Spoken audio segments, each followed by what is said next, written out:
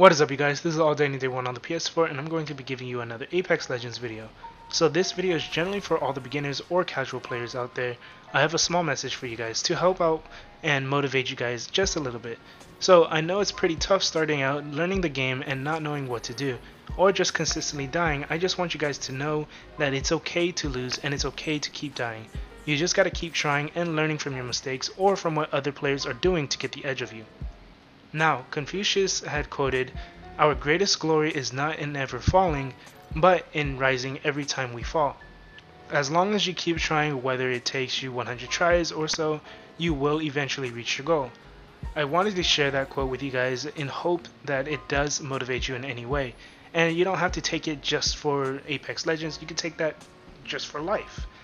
Now, I'll be giving you guys a few tips that can help out any pretty much any casual shooter or any player in Apex Legends. And yes, I know there are tips and tricks guys already, but maybe some of my own viewers haven't seen any of them, and maybe it's just good to see other tips or a different perspective from someone who also is somewhat of a casual battle royale noob, and which, by the way, I am not a pro, not even by a fraction. Like I mentioned, I am a kind of a battle royale noob. I just enjoy the game, and I like to learn how to play games that I enjoy to the best of my ability. The thing about myself though is I also really like progression. I like seeing my own progression as well as others progressing. With that being said, we're gonna go ahead and get started. Now for tip number 1, learn the characters. Read their abilities, watch some gameplay on how the character should be played as, learn the character so you'll be prepared on knowing who you're going up against. This way you'll know all the pros and cons about each character. So for tip number 2, you want to go back to the training area. No, you do not need to go through the whole thing just up to the point to unlocking all the weapons. This way you can test them all out and see which weapon you prefer using. Unfortunately, you won't be able to make use of utilizing the attachments. For example, the Prowler is at best an okay weapon without its actual attachment mod, the Prowler Select Fire mod. But once you do get that mod for it, it turns into one of the best SMGs in the game, if not probably the best SMG in the game. It's a very high competitor against the R99. Not only is the training area going to be good for finding your weapon or your preferred weapon, but also it's going to be useful for practicing your mobility. For those of you that don't know, sprint, slide, then jump is a very fast way to traverse around. Unfortunately, you don't get to choose your legend, so practicing with someone like Pathfinder won't be available unless you're playing it in the actual battle royale game, in the game mode, and just learning him through there. So for tip number 3, stick with your team. This may sound like common sense, and I'm pretty sure at least 90% of random players do stick with their team, but the other 10% do not. And what normally happens is they end up dying. Now, unless you're confident enough or skilled enough to go against 1v3 on a team, then by all means, go ahead. But keep in mind, you're also hindering your team in a 2v3. And maybe they're not as good as you. Remember, wolves stay in a pack because they're stronger in numbers. So tip number 4, loot separately. So this may sound like the complete opposite of what tip number 3 is about, because it kind of slightly is. You're not going to be super far, but not in the same building. The reason why is because you need to find loot, and having someone take the loot you are about to grab sucks a lot. Especially if it's a weapon that in the start of the match. Be within close radius so you can help your team out, but far enough to still get your own loot. Tip number 5, ping. Remember to always ping. This allows you and your allies to mark enemies. Let your allies know where you're going or the last area an enemy has been.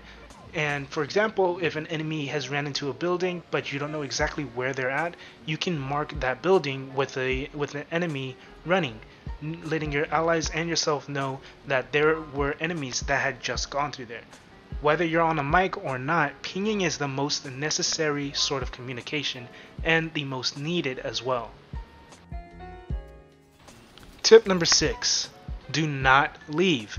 Don't leave if you end up dying. A lot of people tend to leave after they die after being knocked down.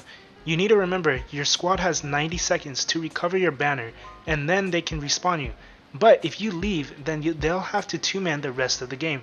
And let me tell you, it sucks, especially when the other team is fully decked out and if you end up almost winning, but you kind of just lose short because you're down one person. Tip number 6, positioning. I'm not the greatest shooter at all. If anything, I'm probably below average with my aiming. But positioning and using your legend is key. You don't need to be the best shooter to win if you have the high ground, better angle, or if you can trick and flank the enemy, that's even better. Positioning is going to be very important depending on which legend you're using. For example, reviving someone with lifeline, you want your back against the wall. Or with caustic, you want your traps to be hidden or on the opposite side of the enemy spot, so they'd be trapped or cornered. Or you can even use caustic as a trapper, like a building trapper, just locking the doors with his traps. So tip number 7, set a goal for yourself. This is not necessarily 100% related with Apex Legends, rather it's related or relatable to everything. And I know this might not sound super helpful, maybe it does, but what I did for myself was I only wanted to at the very least get 1 kill at least within the first hour. Yeah, that's pretty bad, right? But that was my goal, was to get 1 kill at least within the first hour or every hour. And once I was able to do that pretty consistently, getting 1 kill every hour, I wanted to try to see if I can get maybe 1 kill every maybe 3 matches or so. And eventually I was able to get 1 kill every 3 matches. Then I eventually started getting about 5 kills every 3 matches or every hour or so. Then it turned into 10 kills and then 20 kills into an hour. And sure, it doesn't sound great, but it is something and it is progression. Set a realistic goal for yourself.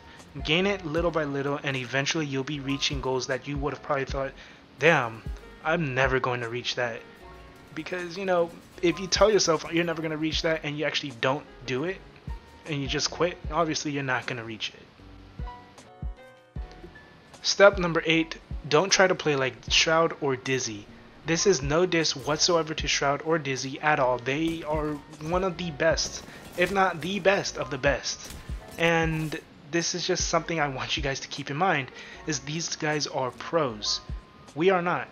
Yes, learn the game by watching them, and you can watch how they play, you can see everything that they're doing, but you need to take it little by little, learn it little by little. Now, don't try to play as aggressive as them, because if anything, you'll more than likely, 9 times out of 10, you'll end up seeing the loading screen within a few minutes after landing.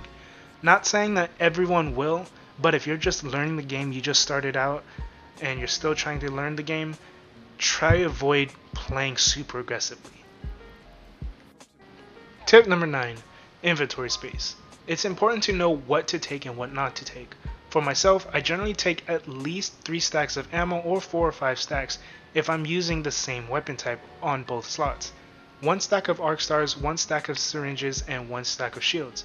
Then I increase those 1 stacks of arc stars to 2 stacks if I get a better backpack, and I get an extra 1 stack of medkits and then 1 stack of large shields when, like I said, if I get a better backpack. The reason why I take the arc stars is because they are hands down the best throwables. They stick, they hurt, and slow the enemies. Tip number 10, utilize Hipfire. I'm not saying to never ADS, or also known as aim down sight, but if the enemy is moving around a lot and you two are somewhat within close range, it would be best to Hipfire then ADS as soon as you feel you have a solid connection to your target. I have seen many people, including myself, lose a fight because they were struggling to keep their ADS on the enemy when they were just better off strafing and hipfiring, or also known as spray and praying. Hopefully these tips helped you out in getting better. If you have any other tips you'd like to throw out there and just help other players out, go ahead and leave that down in the comment section as well. I know there are several things that I had missed out as well, or that I forgot, not necessarily forgot, but never really mentioned in this, such as dolphin diving, just with your toggle step, you would go down and then up and down and then up, scaling walls, hot zones, and etc. But I wanted to make it as little and short as simple. Anyways, if this helps you out, go ahead and leave a like and hit that sub to see more content. This is all Anything One on the PS4. Have a good day, good night, and peace.